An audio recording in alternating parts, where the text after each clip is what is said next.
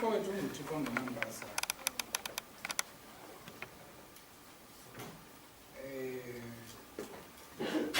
Ndicela sityeleni iBhayibhile zethu. Sityeleni iBhayibhile zethu. Iqonda naso. Chapter 14 ngezinto. Yazi uSathana avele nini.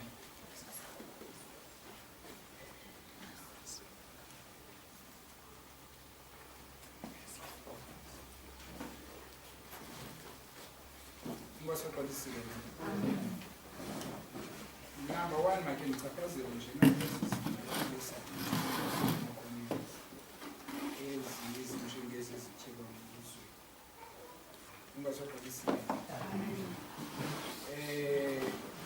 uyabona kuyibhudile laa nto ayithethayo. So uzofumanile ngosoqolisikelele. Good. Now masityeleni iBhayibhile zethu kwizenzo chapter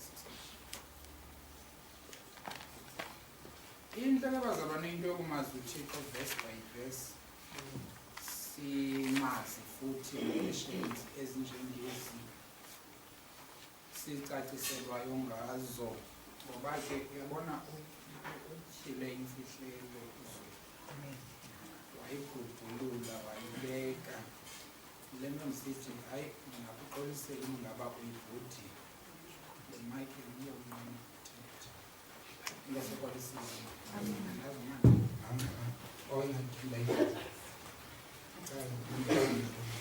ingasekwalisile now ndifuna sityeleni incwadi yezenzo ke phaa chapter sizawufunda chapter 16 kodwa masityeleni chapter 15.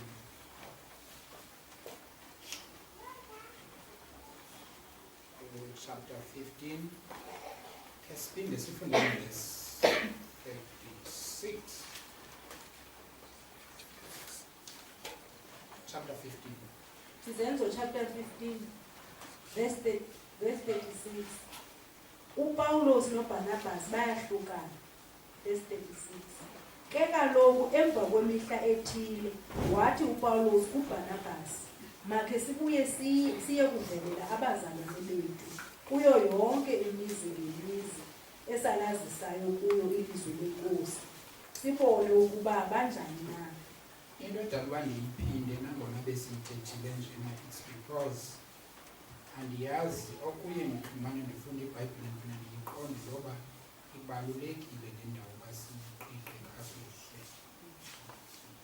Ngoseqinisekile siyazi kakuhle siqiniseke into yoba asiyiwala zonke sagqitha kuyo. Ingxaki esikweni isource yokuqhekeka kwabantu. Ngoseqinisekile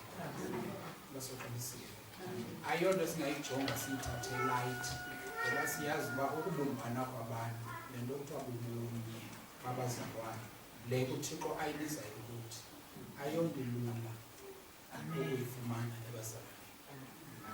Now indawo esithe sayispotisha eyiyo le ingxaki eyenza uthanda ebazalwaneni funeka siyiqishe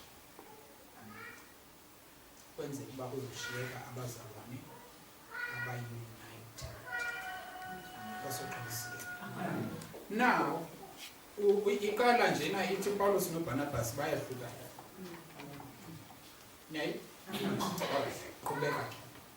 Then uPawulos uthi kuBarnabas nakhe sivizithele amabandla ebesike sashumayela kuwo, indawo besike sashumayela kuzo, siyovuselela abazalwane. Le nto ithi sikhe sibone into yoba baphila kanjani na. Ngosoqinisekile. Le suggestion i-good? Ayikho bad. Uyanathi uPawulos xa ethetha le kuba le ntetho ilungile, ikufanele konke ukwamkela. Angenive loo nto. So intetho elungileyo yiyokwamkela noba yiyorejecta. Yiyokwamkela. So le nto le suggestion okanye le nto ithethwa nguPawulos yokwamkela okanye yokuceliswa yokwamkela. Okay, qhubeka 37. Zawukhawulezisa wena sizoqhubeka siyolenza ngokase. Ke kaloku uBarnabas wangqinela ukuba bathabathe nabo uYohane ekuthiwa nguMarko. Kodwa kodwa uPawulos wathi akufanelekile ukumthabatha ahambe nabo lowo nkayo kubo kwelasekhaya. So uBarnabas wangqamela ntoni? Uba bathabathe uYohane. Ithi into masiyobona abazalwane. Andithi uSatan ufika utyale into agenda. Kule agenda ibekwe nguThixo. uPawulos ithini agenda ebekwe nguThixo okanye ithini into ebekwe nguThixo enhliziyweni kaPawulos? Masiyovuselelani abazalwane. Uyamqonda uba uPawulos noBarnabas bagqibokulwa into yabantu abafike babulala inhliziyo zabazalwane. The next thing ke ngokuthi masiyobavuselela ke ngokuthi nasibavuselele ngokukaKristu. Singabavuseleli njengoba bebenzile amaJuda asuka eJerusalem asithi abaselwana. Imvuselelo yabo yaske yayinto ehlalisa into abazalwane abaseliswana. Ngiyaqonda? Right. Now, endaweni ba emkele lento uBarnabas. uBarnabas bazalwane ningamjongi kancinci. Ndithi uBarnabas ningamjongi kancinci. Yayazi uba mhlambe xa sithatha kanje izinto zonke zibetha kuBarnabas ningamjonga nijonge nithi hayi behlelele athala lapho. Yabona uBarnabas. Okay, kafundi namhla chapter 4 verse 35.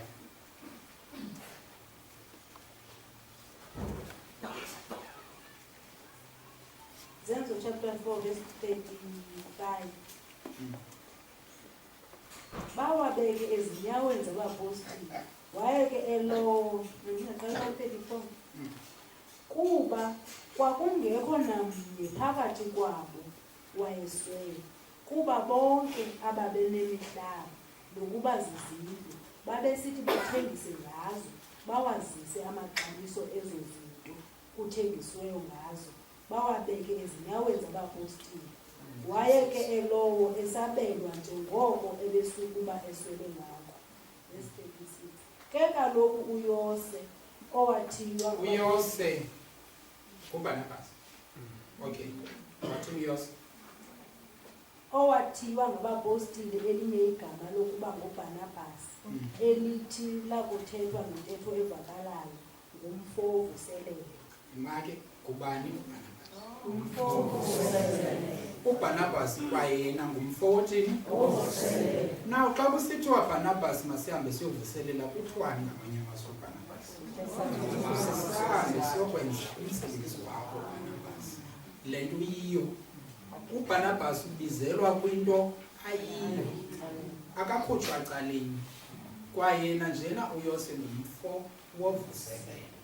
Basaqala isikelela ndenzela into yoba ungamjongi ucinga bafana esuka kwakuhlela ukumswehla apha umswehla. Funda chapter 9 verse 27.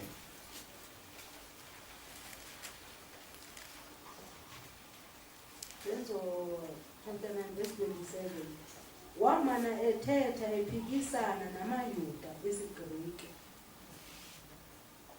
ayezamela ke wona ukumsika. Verse 30. Bekwazile ke usuke 27 verse 30. uBarnabas ke wathabatha wamsa kubapostoli wabacacisela. Amelani bazalwane. Apha uPawulos akaziwa ngabapostoli emveni ngoba ebengumtshutshisi webandla. Ubani umuntu introduce uPawulos kubapostoli? uBarnabas. Ndifuna nimbone indlela abaleke ngayo lo Barnabas. Sithethe ngayo. Kubani? Barnabas. Basaqala isikelele. So uBarnabas ebeyi-best organizer apha ebandleni. Kuyo yonke le ntshukumo yenziwa nguThixo. uPawulos ebefundisa kodwa yena befika sezofundisa wenaso le nto kuthiwa sesityilelwa etyilelwe kakuhle ngosibizo but ngubani bemorganizela into bayofikelela into yoba athethe nabantu nangexesha angamkelekanga ebazalwaneni ingacaci umcimbi wakhe kaloku begqibelwe sisigebenga uPawulos uBarnabas ufike wathi akasesiyisi okay masesimgqiba uvesi 19 uvesi 27 uBarnabas ke wamthabatha wamsa kubapostile wabacacisela ukuyibona kwakhe inkosi endleleni nokuba wayethetha naye lokuthetha kwakhe ngokungafihlisiyo eDamasko egameni likaYesu. So ngubani umuntu owazise uBarnabas kubapostile?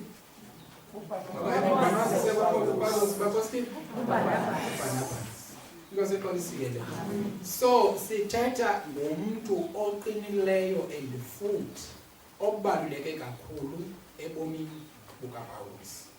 Ingoseqalisike na okhaka ufundeke ngoku chapter 11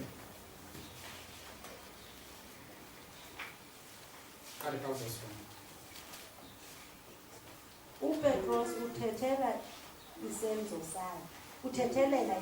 sakhe. Verse 1. Ke kaloku abapostile nabazalwane ababekwela kwaYuda beva ukuba nazo iintlanga zamkele ilizwi likaThixo. Okay, mamela ke njobe inhlanga njena zilamkele ilizwi likaThixo ne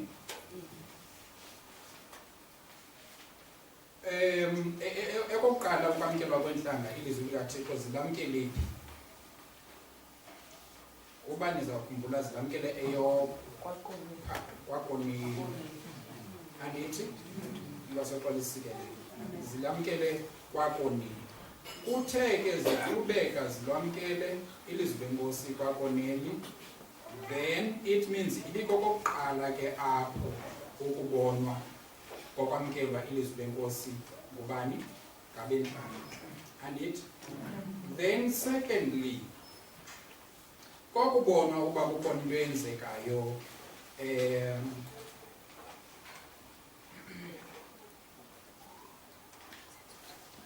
e-Antioch khafunda uverse 29 11 29 30 again kuba ke abafundi njengoko uthile ebenabo ubutyebi chapter 11 verse 29 verse 30 singaqala 21 no 30 kuba ke abafundi njengoko uthile ebenabo ubutyebi wathi elowo kubo wagqiba ukuthumela into yokubanceda abazalwane ababemi kwela kwaYuda. Verse 8. Abathe bawukwenza nokwenza bathumela kuwo amadoda amakhulu ngesandla sikaBarnabas noSawuli. Ingosoqalisikelela uBarnabas ebeqala ukusebenza noSawuli nawo kuyatshiwo qho uba eleke kuza kwenziwa into entle ngubani umuntu ebethunywa phaya uBarnabas andithi uBarnabas umuntu besoloke ethunywa. Ingosoqalisikelela now ndicinga uba ke ngoku niyambona uBarnabas ngubani na kwenzeka uba ungamjongi uBarnabas ucinga uba hayi ndimjonge ndiqinithi. Ingosoqalisikelela now sithetha ngoBarnabas onjalo ke ngoku siyabuyela ke ngoku phaa chapter 15 verse 36.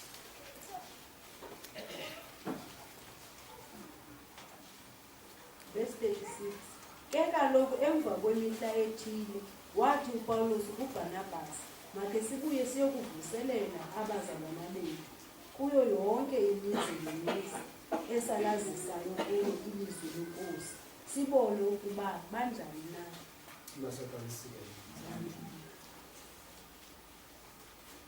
So kuyovuselelwa ke ngoku kwimizi ngemizi ne then uyobona then ke ngoku nansi yakho ndiyabona ufunda ke ngoku iveselandula uBarnabas yena wathi makuthathwe ubani? uYohane onguMarko. Kwasoxolisile. Nanso ke ngoku apho kufikelele le ngxaki khona. Kuba uBarnabas uthi makuthathwe umzala wakhe. Kwasoxolisile. Ndithi ke mna ke ebazalwaneni. Now, all right. Qhubeka.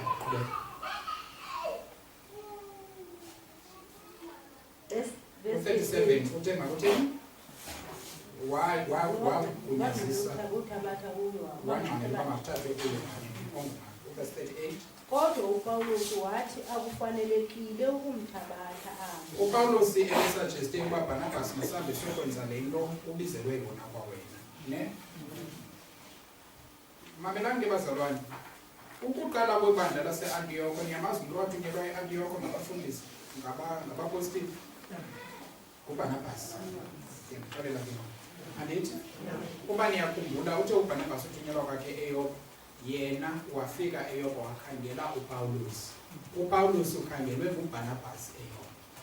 Okay, ukuze azodibana nabazalwane utsho abazi apho uPawulos abizelwe khona uba makahambe ushumayela kwabengani. Niyabona uba yonke le nto okusenziwa nguBarnabas, it's like uPawulos ujoyine inqwelo ibihleli ihamba noBarnabas ongumvuseli. Kwaseqalisile. Nansi ke ngoku iproblem. uBarnabas again ngowaseCyrene, ngowaseCyprus. Kwaseqalisile. Kuko kwabo ke apha. Okay, masiqhubeke. Verse 38. Kodwa uPawulos wathi akufanelekile. Wasagesta uPawulos wathi asizukwazi umthatha uMarko kuba wasishiya. Niyamazi uMarko wenza ntoni. Andizuyiphinda bendimxelele ngasifiyo. All right. U39. Kwabakho ngoko amazwi abukhali phakathi kwabo. Kwakuntoni phakathi kwabazalwane? uBarnabas. Ngoku umpostile phakathi kwaBarnabas noPawulos. Paulos. All right. Khawuthile chapter 14 Ezenzo verse 14.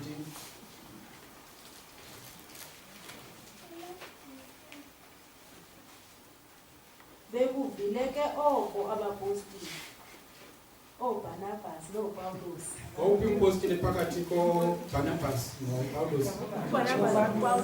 So aba bayi-2 bangabapostile. Ngosoxolisikele sibuyele ke ngoku sizofunda ngoku besifunda kwenze basiyazi intoba akekho mncinci uBarnabas kunoPawulos. Zii-equals ezi abapostile bobabili. Ngosoxolisikele abantu abathunyiweyo abakhutshiweyo. Ngosoxolisikele. Naw ke ngoku nansi le ndawo ivele intoba ingakhawuzeleli sinwele. Lena ithi kwabakho impikiswano enkulu phakathi kwabazalwane. Kwaseqwalisikele. Akufuneki umo wakhona ude athi kuPawulos xa ethetha kwezinye incwadi zakhe masingazivumeleni intetho zobuyatha. Kwaseqwalisikele.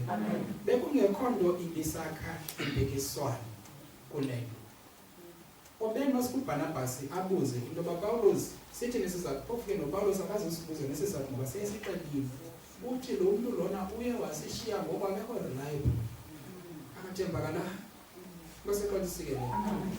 Nawo bazalwane baza kubaphikisana into yoba uthembakele. Kuthetha uba umazi akathembakela?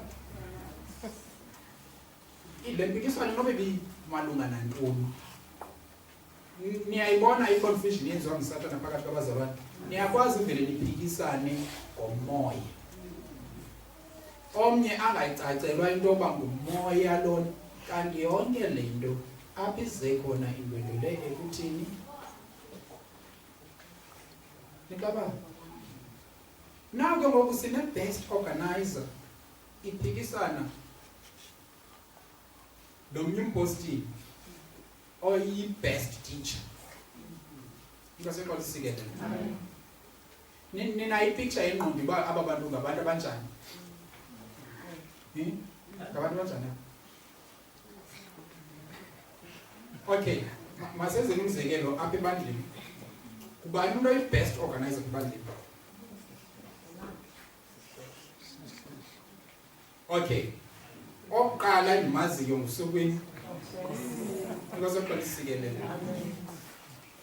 Senzisho into yoba le nto kuthiwa ngu-best. Usukwini. Ngosoqala isikelele. Then unamhla ke ngoku yena ukufunda kwakhe phaa kuSukwini abe yi-better organizer naye. Ngosoqala isikelele. Banintsi ke. Kumane kuba khona unobanele kube khona ubani kube khona zii-organizers zonke ezinye. Kodwa umuntu othanda ukwenza ii-arrangements ezininzi usukwini. Ngosoqala isikelele. Uba niyaqaphela isilekehlanyana esingumnuko sifika sekuorganize. Sifike ke sona ke.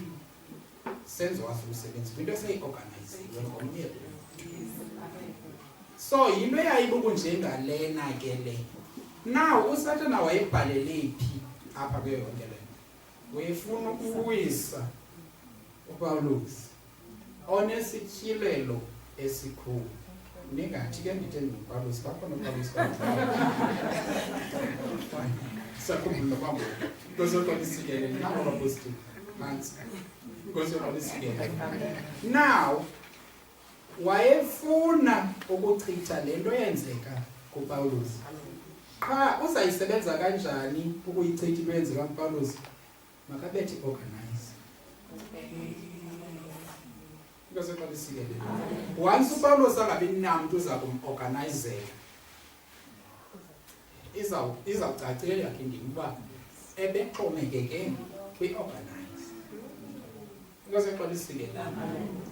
But ke ngoku ndim lo nodla ngokuthi ebandleni iba ubumo wakho nikwe igift yokuhlabelela uhambe hamba wadima yini uThixo nomnye umuntu oza kumandisa hlabelela endaweni yakho futhi ayenze le nto ngalandlela uyenza ngayo or even better. Ngosoqala isikelele. So nabani na ke ngoku othi ndingasuka ndiyiyeke le nto lento babone uba bazawuthini. Ifana noba mhlawumbe uThixo unike igift yokuba masithi mhlawumbe bethi keyboard ukutshaya into njeni uthi andiye enkonzweni namhlanje ubona babazathi don't worry kungekudalanga uThixo uzavusa umuntu ozavela ayibethe ngaphezu kwakho. Ngosoqala isikelele. So uThixo nguThixo kwakudala izinto uzisebenza kanje. Naw ke ngoku ngela xesha uzoathekwa ukuba okanye uzohlaselwa ukuba wena yiba ne-pride ngento uThixo akwenze yona. Uboyazi into yoba into ne-pride impakamo yandulela ntoni? Isiwo. Isandulela komnye umuntu osecangwa kunike iqaphela. Isandulela kubani? Akuwo. Immediately uziva ingathi uphezulu usecocweni ngenxa yokuthi uThixo kunike isibabalo esithile. Apho uyakhona wena. Ngosoqala isikelele. Neighbor, don't do that. All right. Now, masiyenge ngoku siqhubeke. Kwakhona ingxoxo enkulu phakathi kwabazalwane apha behleli mamelani bazalwane imbi le nto iqhubeka apha niyandiva nithi. Abazalwane bafike abazalwane betyumke inhliziyo. Niyabakhumbula? Basogqiba bahamba bona bahamba baya kubapostile bazama ukulwa abazalwane bathi babuye babe right ezinhliziyweni. Andithi bayilwa futhi le nto uSathane beyiplenile phakathi kwabazalwane za right inhliziyo zabazalwane. Ngoko uSathane wenza ntoni? Okungcono malityumze inhliziyo zaba bantu baye bona balwa ukutyumka kwenhliziyo ngoba ndiphantse ndafumana abantu abaninzi besiwa besuke ekusindisweni ngenxa babegqekwa ngamaYuda. Asuke eJerusalem athi azobavuselela abatyumza inhliziyo. Ngoku bona bafika bayilwa le nto ba-successful futhi ekuyilweni iphelile. Now usebenzise esinye istrategy ke ngoku okay mandibethe bona apha. Now ukuba inhloko zinhloko ezikwaziyo ukulwa boldly ebandleni uvela target Sathane. Abazalwane yonke lento yimfundiso kwenzeka uba nibovele niyiqaphelise kude abanye bayiqalekisa abanye bathini niyiqonde kakuhle into yoba naso isiwiliwili sifuna ukwenzeka uyiqalekise noma uhleli phezu kwesitulo noma usina noma usebhedini yakho once uyibona into enjengale isenzeka ebandleni kwesexolisikelele le nto uthixo yile nto ndizithi asizogqitha njengomgqumezelo apha kuyo kuba kuyayakhala phakathi kwabazalwane ngenxa yezinto ezinjengezi kwesexolisikelele nawo abazalwane ke ngokubona apha uBarnabas engaphelele into bakonakela nayibale abangayaziyo abazalwane ngababalisele useke usatana wafuna uthwika usukweni ngemipha uthanda uyibalisa usukweni qolondo leyo efuna into yokuba siqhekekane naye wayetargete into yoba kungakakulinge kuphinde kubekho kwanto bayisenza but usukweni wayikrobela ke yena ke akabikho njengoBarnabas into seqalisile akho nto intsha phantsi kwelanga le nto yayisenzeka ngalaa xesha yinto yayikhe yenzeka kubapostile so xa isithi iBhayibhile akho nto intsha phantsi kwelanga sithetha into ezinjengezo baseqalisile now mamelani ke bazalwane ngoku phakathi kwabazalwane kusiya kwakhona ntoni abazalwane bebesovana bebethwa ngamatye bobabini niyabakhumbula bebethwe bangabafili babebethwe bobabini aba bantu niyakhumbula bephululana amanxeba bobabini all of a sudden ngoku bayadlenyana athi kuPawulos xa ifuna into yoba indlela endingayoglenyana athi ningaglenyani ngoba ningaze nigqibane Because you're going to see it. Never now by a venue, abazalwane ngoku. But kukhona ke lubalaseleyo kufenye. And inabalo nayo yinto encinci asizikwazi uhamba nomama. Kuba uMarko akekho live and iyaziwa. Because you're going to see it. Ikhona into xabanisa le. Always ke kuxakene ngabazalwane ubokuza umfuna into baxabane ngayo. Ayi kwasexolisiwe. All right, qhubeka. Singade start ixesha elide ngayo. Ngokokude bahlukane, athi uBarnabas amthabathe uMarko anduluke ngomkhombe aye eSipra. Bendithe ngowakho uBarnabas. UBarnabas ngoku ibisithi into makuyiwe eSipra. Utheni ke ngokwemveni koba emkele umsindo ethi iBhayibhile awukuyizaliseke sethu intando kaThixo bade bohlukana ukohlukana kwabo wathini uBarnabas mamela eleke aba bazalwane beyoshumayela into ayana yenzeke bayana bakhokhelwe ngumoya oyingcwele ngoku immediately ungena kwimpikiswano neengxoxo neencuku nazo zonke zonto ezo uyeka ngoko nangoko ukhokhelwa ngumoya oyingcwele ukhokhelwe yingqondo uBarnabas ndithe ngowasesipro uBarnabas nguye wayeorganizela uPawulos eSipro likhona ibandla ababeshumayele kulo nguBarnabas owayeorganizela uPawulos eSipro njengoba sendimxelele uBarnabas uPawulos wafika wovangela ke eSipro eorganizelwe uBarnabas. uBarnabas eSipro kukokwabo. uBarnabas engqondweni yakhe akananto ethi mhlambe bangandamkela abanye abazalwane kodwa baseSipro bayandazi. At least abaseSipro bawufika bandamkele ngabasekhaya. Or else uBarnabas uthi zawugoduka ke ngoqa yohlala ekhaya. Ngosaqalisile. Amen. Isukelele abanye izinto endikhona. Never. uBarnabas njengoba begqibothetha uzweli apha. Ucaba ungumuntu onophuko. Now uphuko zange likhuphe. Ngoba umoya khona ezoloke izinto zolizimane zivuka.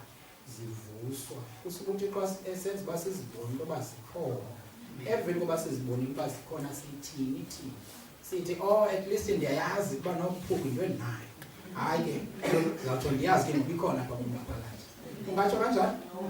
Kufanele uthini emveni kokuyibonile into yoba unayo le nto liphupho. Lulwe, dila nalo, luphele. Kangani ukuthi kuyobuyiswa kukhupha into ebhongo. Exactly njengoba besithi uzwini zikhona izinto ezikhoyo ukuthi ngaphakathi ezisethusayo xa zivuka kanti le nto ibisekhonana but ke ngoku ifuneka uba ikhona. Fight it. Kuseqola isikele. Neighbor? Alright. Now, ubana ubhalo uthatha umzala wakhe uBarnabas ubuyela kowabo. Ahambe uyovuselela abazalwane bako kwabo, akathunywanga ngumoya, wenza into enothi ngoku yenzeke. Nindibona nje bazalwane.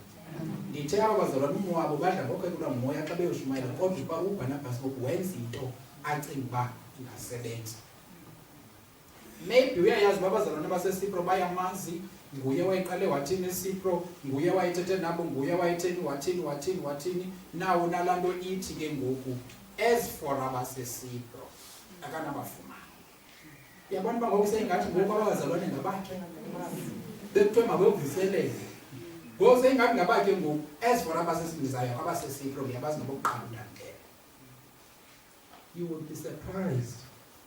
UBarnabas kuthi kanti sizange kukeleka ngabo abazalwane becinga bafana bazimamkele. Okay, qhubeka ke.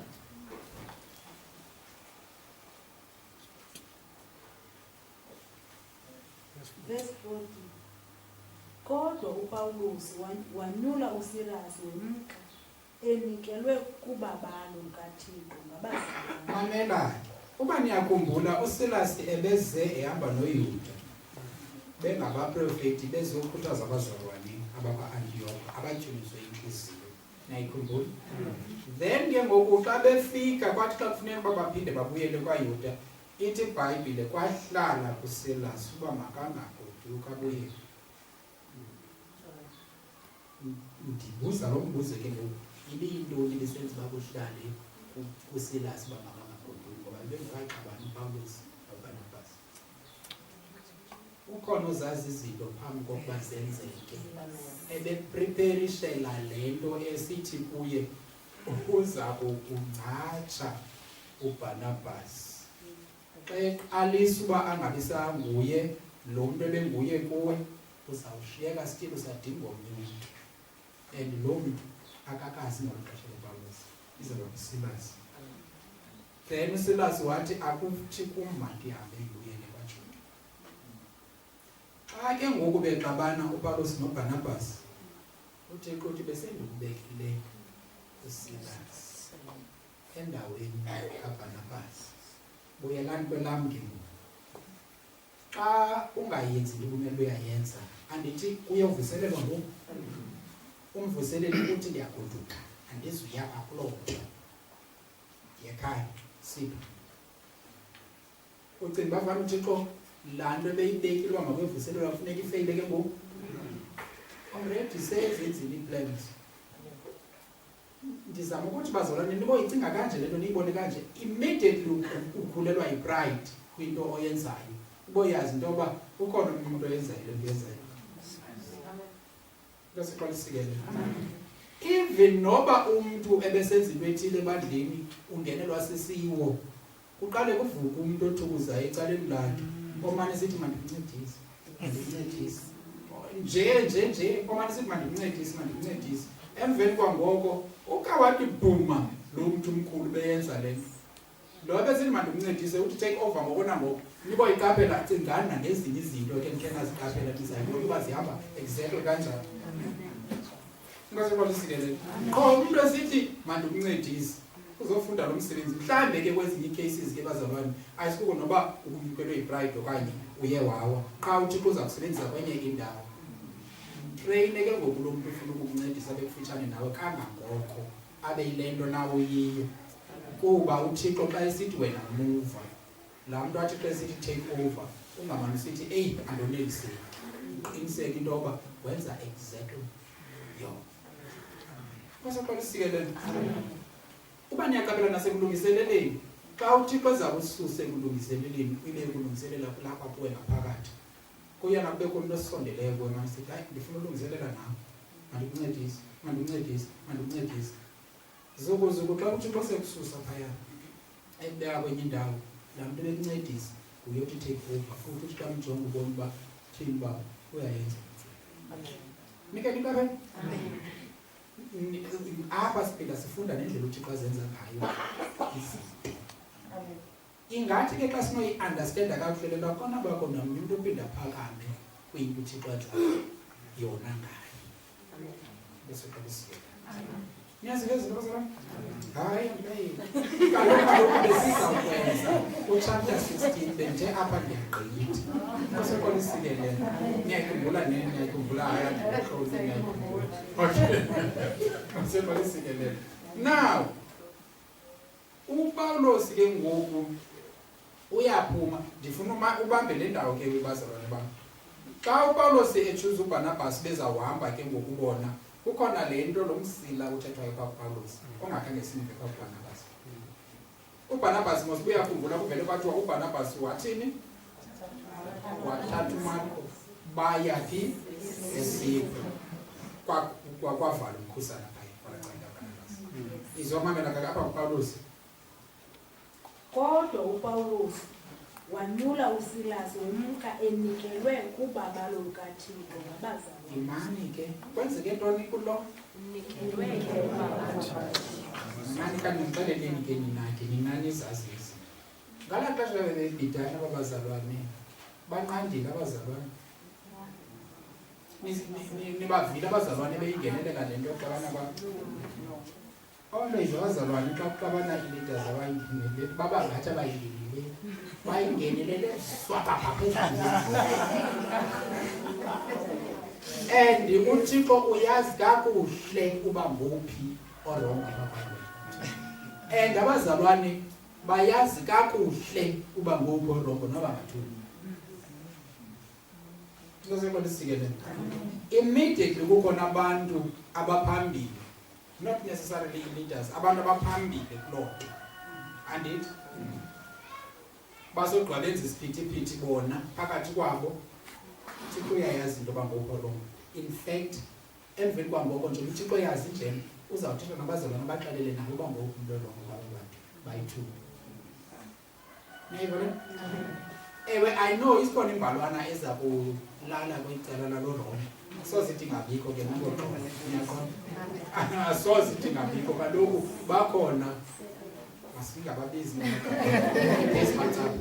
but bangaze balalele kwicala elinjani elirongo. Kwaseqalisile. Andixelele uxelele u-80% babazalwane bayamazi bangubani. Alright. Abazalwane ke ngoku baye bayijonga le nto wahamba umntu orongo. Bathi ke ngoku masisikeleleni ke ngoku abazalwane aba siyazi into babaphuma into ethandwa nguThixo. Bamyekile wahamba abamnike iblessing yakhe igrace yakhe but banikeza igrace kulo bamazi into yoba kangenzeki. Kwakule ntetho kuyabonakala into yoba kangenze into wrong ebethithi masilungisele izinto ngendlela eyiyo singabazalwane. Kwasoqinisekile nayibona izindlela ke izibazalwane zinto esithi sokuziqika siyazi uba ubunye phakathi kwabazalwane abuchithwa yimpukane egqithayo.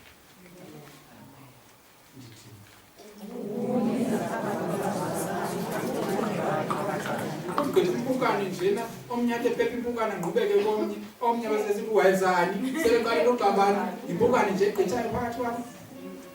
Nayibona abunye obubungu phakathi kwabazalwane uchithwa nje umoya nje phuhlayo ukuba nesigqithayo. Funeka abazalwane bakubambe ubunye and xa ningabazalwane niyayibona into engaze iqhekeze. Amen.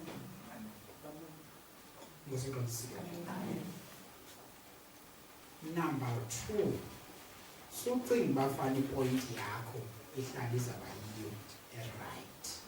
Ndanditshilo na last week yo baveki ndiyaphinda futhi sucinga bafana le licingwa nguwe yona right ngaphezu kwabanye abantu. Yazi into yoba ingaba ne-mistake ungumntu umolo wakho. Usazikhumbula? Qha umntu osindisiweyo siyayibulela loo ndaba. Ngosiqalisile. But i-mistake ungaba nazo. Ukuze sikwazi uzi-accommodate nee-mistakes zakho zazi ubungaba nazo i-mistake. Nawe ukuze ukwazi ukucinga kabini xa ngabani ngathi aningqinelani ngento ethile, qala uzazi uba unganazo iimpasa.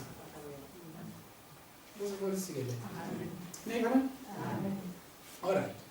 And then kwathi ke ngoku walithutha ke elaseSiriya nelaseKiliki ewomeleza amabandla. Walithutha elaseSiriya nelaseKiliki ewathina amabandla Ewomeleza. Ayisahamba njena quick up. Eyona ndawo ibalekile yilena elaseSiriya. Uyabona ke ngoku iplan ibibekwe nguThixo kuPawulos beyoba kuzawuyiwaphi eSiriya naphi eSekiliki ukwenziwa le mfuselelo yenziwa amabandla. Fundo 16 ke ngokwakho. Hayi mfundo uTimoti udibana noPawulos eListra.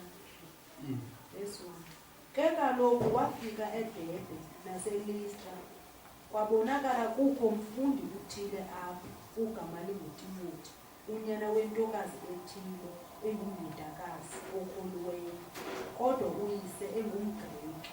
Mamela ke bazalwane. uPawulos uluze bani kuqala? Hayi kuqala. Marko. uMarko ebengumfana nomncinci nemkhumbulo. Ebebancedisa uPawulos noBarnabas abapostile. Niyakhumbula? So bangaphi abantu abaluze nguPawulos? Uluze lo mfana ebebancedisa evangeli. Then emveni kwangoko waluza ke ngoku nomnye umpostile lo wayebehamba naye. And it? All right. Now all of a sudden nango dibana nomfana omncinci, probably olingana noMarko. Niyayibona le replacement yenzeka? Into yoba uPawulos iyabadinga abantu. So eleke bephuma ngendlela engayiyongo, funeka still bephinde babuyisele ngabantu abadingakalayo kule mission kaPawulos. Qha ke ngoku xa kuphuma uMarko kuzabuya uTimoti. Xa kuphuma uBarnabas kuzawungena uSilas. Into seqolisile lefathi itimbiwe okanye isikwadi kuba igama liyasetyenziswa. Asipheli. Injalo into yenziwa nguThixo. Noba nangazama ukuyivithiza ithini uSathane, bawumane bephuma abantu bubazi bekude endaweni ethile, but akuzusweleka. Kodwa ke ndalisebenzisa igama. Xa ndisithi akuzusweleka ndithetha into yokuba akuzunqaba. Ndakhe ndalisebenzisa igama. Yeyi landikhupha kwenye indawo xa bazalwane sebebuya ngalo besithi akubhubhanga. Ndithetha into yoba akuzunqaba umuntu oza kuqhubeka yenza kube bebuya yenza. Baseqalisile. Qhubeka. So ke ngoku uPawulos udibana nalo mfananyana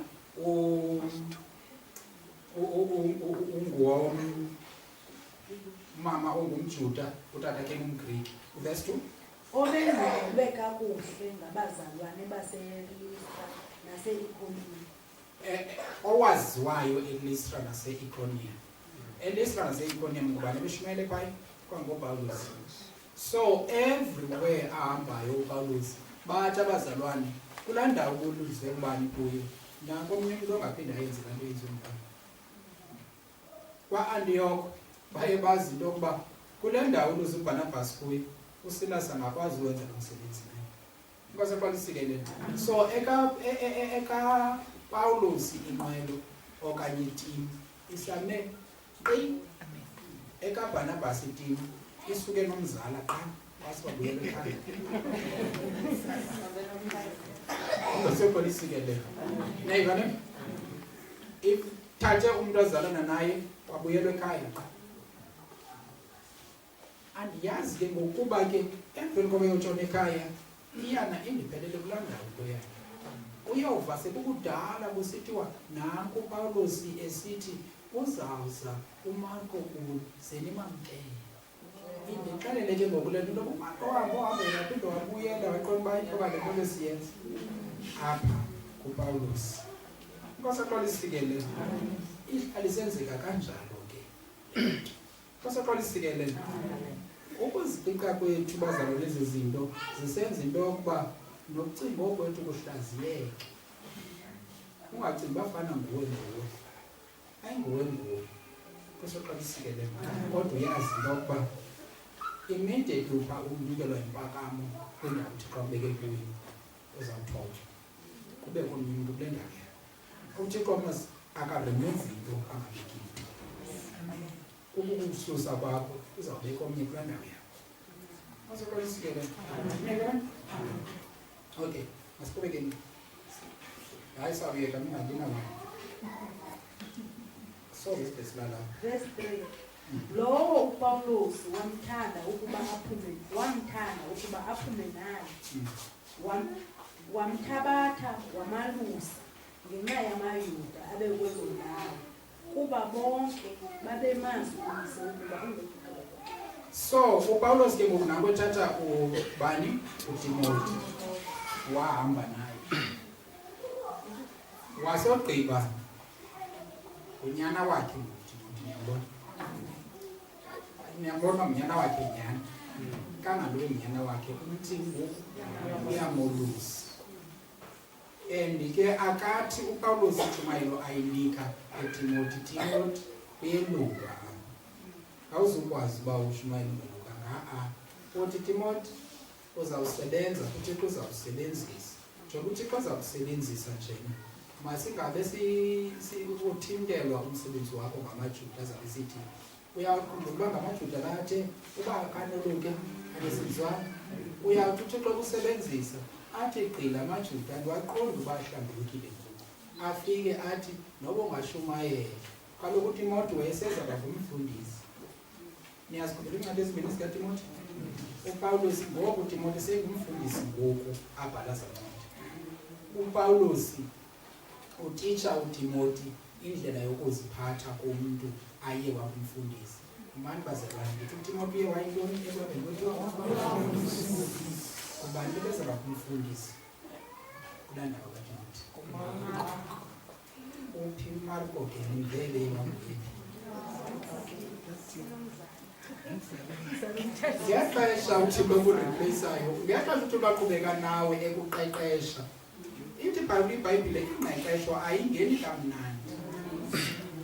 Ebeqeqeshwa uMarko simple uPawulos esithi uzawuthi ube reliable ke ndoda. Uzayeka le nto yoba uthethe pha ndikugqibele sisithi salo nto ethile ndikubonisa usithi uyokwenza into ethile. Uza kuyeka loo nto leyo kawabe jika. Wangenelela ubhuti wakhe uNansipho umzali wathi too much masabi. uPawulos esithi ndiyamdisiplina nje. Eyona nto ayizawuphuma kuyo probably kuba ibe nguye lowa angumfundisi kulaa ndawo i-replacement yakhe enguTimothy iye yabamfundisi kuyo. Now kuba uThixo besazi into yoba umntu ofunde phantsi koPawulos uzayophetha ebufundisini. Wakhulisa uTimothy phantsi koPawulos. Then ke ngoku wade wafikelela ebufundisini. Mosaqolisikelele. Niyayibona into yoba impakamo imsenga ntoni umntu? Number 1, lo kangafuni ingqeqesho. So ungafuni kwakhe ingqeqesho kumbeke ekuthini abhudane nento bezaba yiyo ekuhambeni kwethu. Ngoba ngeke ke Nkosi yami ufunde ephantsi komntu othetha ilizwi likaThixo njengoba linjalo usogqiba kungaphumi into kuwe. Nindile phofu. Amen. Ndithi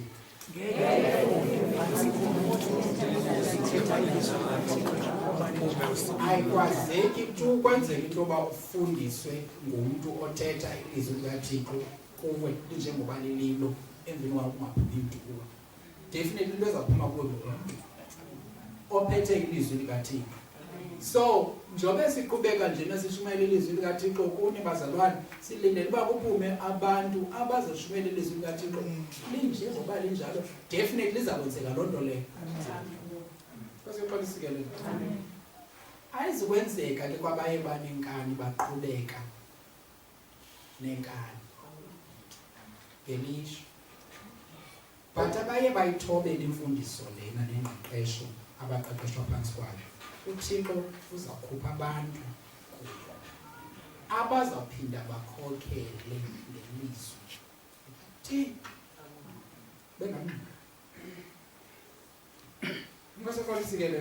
Uba kuthiwa siba limenemene ngumzalwane wethu uhleko sabubambile, uziyazi baba bumenemene bakho ngenye imini buza kukhosta. Kuqhutyekwe kusithiwa into ethile ayenziwa ngumzalwane, wena emakoneni uyafuna nathi xa sithetha ngale nto uba mayingenziwe uyaqhubeka uyayenza, don't worry. Ayizukhosta lo mntu uthi hayi bo. Mamelani bazalwane, sinomsebenzi nokwanele wokuthetha nemiyiyo ebantwini. Elethu ityalo lazi uba liphela phi? Ekuthini uThixo xa ethe yithethe nje uyithethe njalo. Ukuguquka kwakhe ayenze omnye enze ngathi uyayenza kuwe, ayilolapho ilitya. Ityalo banalo kuThixo kukuba uThixo sithi yithethe kanje kubani, ungayithethi nalibani. Ukungaguquki kwakhe, then iziphumo zokuqhubeka kwakhe engumfarasi zizawudla yena. Niyavuka kumnandi ngozweni? Utheni ngathi abanye abantu sensitsho laa nto ningatsho nithi amen nje. Xolisikelele. Sifunda ukwazi into yokuba umkhupha kanjani na umntu uThixo afuna ukumkhupha kuwe. Kokumamela. Uguquke. Wenza. Bazalwane ayikho into irongo uxelela into yoba irongo into irongo into wrong ubuyenza. Mhlawumbe kambe uyazi le nto irongo ne? Then immediately uyibona ke ngokuba irongo into elindelekileyo kuwe. Kwasixolisikelele. Kuququka. Nike nimvume umntata xa engqina nje unale ndlela engqina ngayo ndibona uba ezi mfundiso umntata wangathula uzithulele umuntu othulele, but zinento eziyenzayo phaa kuye. Now akushumayeli yena kuba unala character yokuthula, kushumayela izinto azenzayo ngoku. Kushumayela in fact ukuphila kwemfundiso azifileyo kuye. Ayisithi sodwa abakwaziyo uthetha, ayisithi sonke abakwaziyo uthetha. Ngingatsho ke nami uba ndiyakwazi. Kwazi. Kwasixolisikelele. Ndithi ugqiba kwam ndibaleke ndozine. Ibanga lam bazalwane. Ndisenza into laa nto ithi asikwazi sonke uthetha and asizude sime sibambe imayikhi sonke. Niyayiva le? But kukhona abantu abazawuthi le nto bayivileyo bayenze ithethe nomnye umntu yona. Mamelani bazalwane, akho nto ishumayela bhetele njengezenzo. Kwathina aba semveni kwemayikhi baninzi endibaziyo mna besimapha emveni kwemayikhi kanti ngamaxeleni. Maninzi amaxeleko abafundisi. Njengoba nalapha ebazalwane maninzi abaxeleko abantu abangqina kamnandi apha phakathi. Kanti kungqina ixeleko. Leli ngqina lixeleko lithi amen. Kanti ixeleko elungile. Liyayibeka, liyayicwaba imiceli. Libekelele ihambelane futhi ubone bathini lize nani. Xa sewuphuma usithi qonzela ixeleko lena. Masithi mhlawumbe xa selivela kuba kaloku neBhayibhile seyibhalile le nto akho nto ifikiweyo ingasayi kuthini. So uxeleko bexeleko. Uzawuthwani? One day. Andisela nje. Nengela. Ningina ke bazalwane. Andithi wonke umuntu othetha kamnandi. Abelamba bazalwane. ungasuka uzibhele ngento ongayenzanga. Ngiyayivala ndithetha. Number 1. Ngoba ixeleko lingafika libuso lizifake iziqholo. Liyazazi bakale dlala. Lilwe lizazi bakale ixuku. Lento kuzawuthi kakuhleba nje ukuthi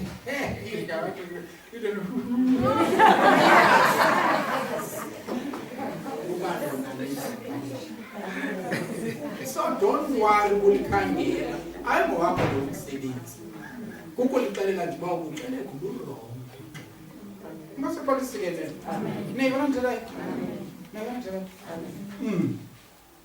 So bayakwazi ukuthetha kabanye abazalwane Nkosi yami bathethe sisikeleleke kanti nyhani shem bathetha ukusikeleleka kwabo and bakhile into ethile bathetha ububona. Yey bakhona bathetha not le nto lapha kubo kodwa le nto bayazi into bebhakala kakuhle bantwini. Funeka uyakhe neroom yabo abanjani bazawude batshintshe. Athi umntu xa esithi ndiyambulela uThixo abesithi ndiyambulela uThixo. Singahambi nezinto ezithi ziyambulela uThixo kanti zibulela uThixo njena xa silapha ngaphambili. Uphuma kwazo bazi yamqalekisa uThixo ngokwenza. Mamelani iBhayibhile ithi kuthi ukwenza kwabangendawo. Kuthi ukwenza kwabangendawo. Indumiso 36 kuthi ukwenza kwabangendawo. Besenza okungendawo. Akukho ukumoyika uThixo. Yintoni le ithi akumoyika uThixo? Yintoni ezangoyika uThixo? Ukwenza. So ukuba ukwenza kwabangendawo besenza okungendawo xa bephumile enkonzweni kuthi akukho kwamntu oyika Thixo kulo. Ngokwakunjalo ke nabenza okulungileyo bengekho phakathi kwabazalwane bengekho enkonzweni kuthi uyamoyika uThixo lo mntu. That is where ke ngoku intshumayelo yokwenza umntu ishumayela khona. Inkosi aqalisikelele. Inkosi aqalisikelele ke bazalwane. Hayi. All right. Niyayikabela yonke lento le. Hayi uyawahlula kaloku chapter 16. Manje awuzahamba mini. Niyayivala lento bazalwane. But ezi zinto ndibona izizinto ezifunekayo siziqine. Sizifunde sizi-understand. IBhayibhile ithi umphefumlo onayo kugwetywa lona ungakhange amshumayeza. Kugwetywa lona ungakhange amjonge uba akoni na. Kugwetywa uphi? Kugwetywa lo mphefumlo onayo. Ungabozisokolisi. Hayi suka. Nabo bantu bayakhonza, bantu bayashumayela, nabo bantu besenza into ezithile. Ukuphophana ungayimamela ishumayelo ngenxa yobantu wenza into ezithile esithi naye uyakhonza nabantu abathetha ilizwi. Akuphopanisa inhloko le yakho ibe nesizungulezana futhi sithi gqikuwe unesinyezi. Kanti uphopaniswe kungenzi right, umuntu ongenzi right ephakathi kwabazalwane abathetha into right. Nkosi aqalisikelele. Amen. Niyayivana njalo? Xa sisithi niyayivana lento sigqibo uthetha ngendaba ebalulekileyo. Ndi-expect amen kubo bonke abantu. Amen. Omnye amen uthi amen. Makube njalo. Omnye amen uthi hey wa. Ndizawuqhubeka ndiyile nto iyiyo. Zitsho. Elilitye lenye ngani. Yazi intshumayelo ezishunyayelwa nguSatan ezinhliziyweni zabantu. Imagine beza fika enhliziyweni yakho athi ulilitye lenye ngani. Nawe uvumele loo nto lilitye lenye ngani. Anjika ngojikiswa. Wena kuthi ulelenye ngani.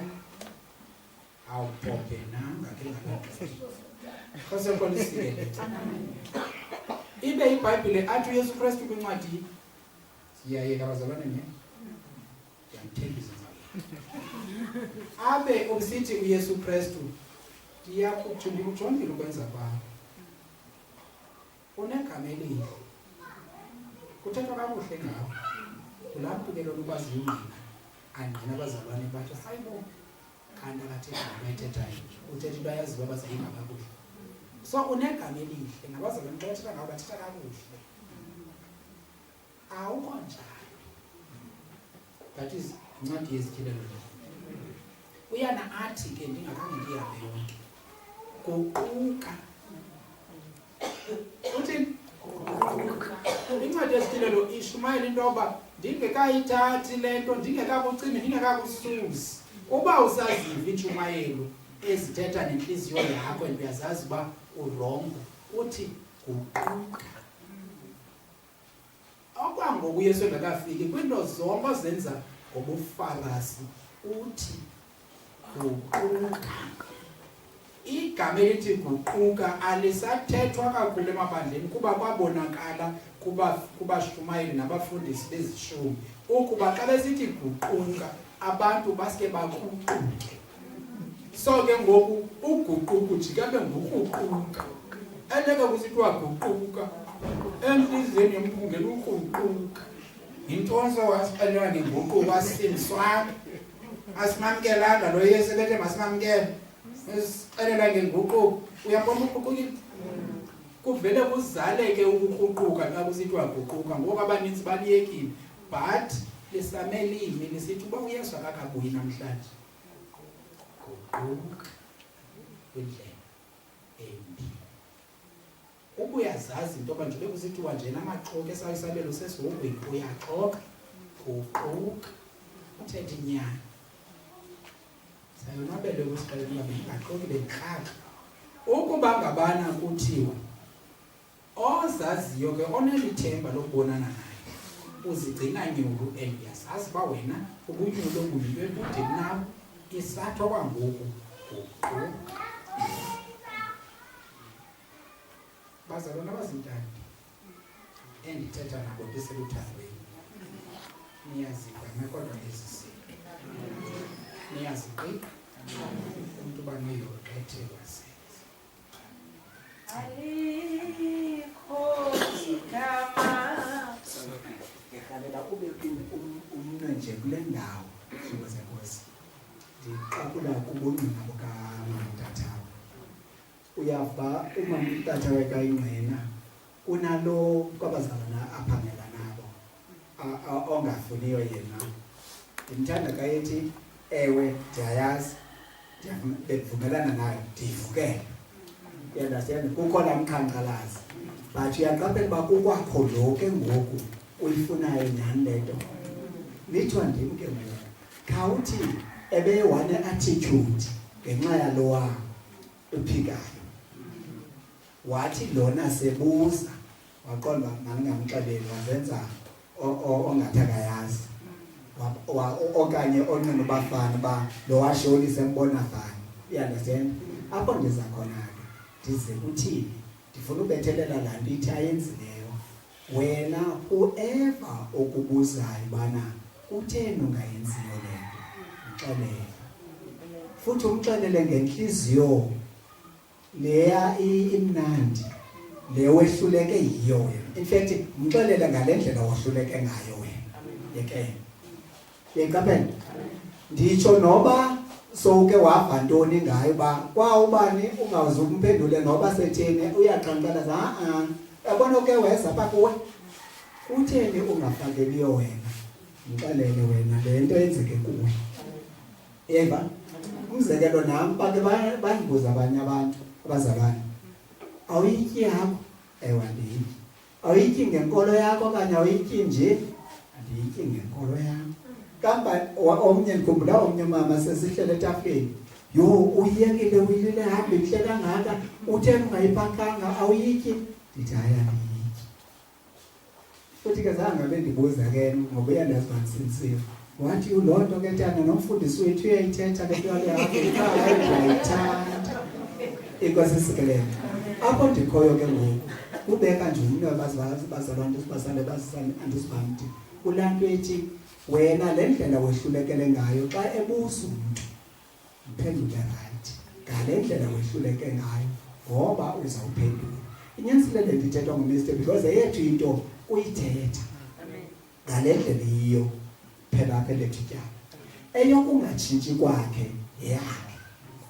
Yeyiva ngoku kangangibani abazalwane mna sendiqiniswa kakhulu bobo bungqina babazalwane babathethayo kangoba ndikubambile mamtatawe ngokuthi wathi lo mzalwane xa ithandaza uba Thixo uba yinyani le nto ndiyive ku-YouTube kangoba ndingarhalela uyiva ngoku khawundenze ndiyibone waphupha embonweni wabona impahla yakhe isenziwa njengomntu othile wayithatha ibhruku wayibeka ecaleni ndiyibambile ngoba kaloku mna ndiyofimeni andingomntu ongumanga ngoba xa sithethwa sithi iba ngathi sibeka imithwalo ebengeke siyithwale nathi babe sinini inkosi ndisikelela kwakulapha phakathi kwethu usisi Nomziyanda engqina ngo-2018 ethi uba ndifakele mna ngomso kusandikhulula uThixo ethi mandiyitongcola ifiber so ke ngoba ndinangxaki noba ngathi umuntu okhonza apha esensi kasithi akukho right ukufakela phofa akutsho nathi kutsho eBhayibhile ukuhomba kwenu mangabi okolukwa kwenwele